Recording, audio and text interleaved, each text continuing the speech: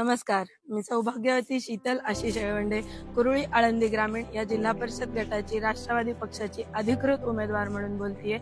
आम्ही गेल्या 4 महिन्यापासून वेगवेगळ्या गावांमध्ये जाऊन तिथले स्थानिक प्रश्न काय आहेत हे जाणून घेत होतो। आजही इथं आलेला असताना इथला मंदिरात दर्शन घ्यायला गेलो तेव्हा भैरवनाथाचं मंदिर आजही पुरातन कालचंच आहे। त्याचा जीर्णोद्धार माझ्या सन्मार्ग फाउंडेशनच्या माध्यमातून आणि जिल्हा परिषदच्या निधीतून मी यशस्वी झाल्यानंतर नक्की करीन, हा माझा पहिला शब्द आहे। इथला दुसरा प्रश्न आहे जिल्हा परिषदेच्या शाळेच्या बिल्डिंगचं नूतनीकरण।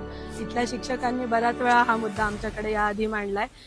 त्यासाठी CSR फंड असेल, माझ्या फाउंडेशनचं माध्यम असेल किंवा जिल्हा परिषदचा निधी असेल, या सगळ्याचा उपयोग करून त्या बिल्डिंगचं नूतनीकरण आणि अत्याधुनिक अशी शाळा आपण सोळूगावला देणार आहोत।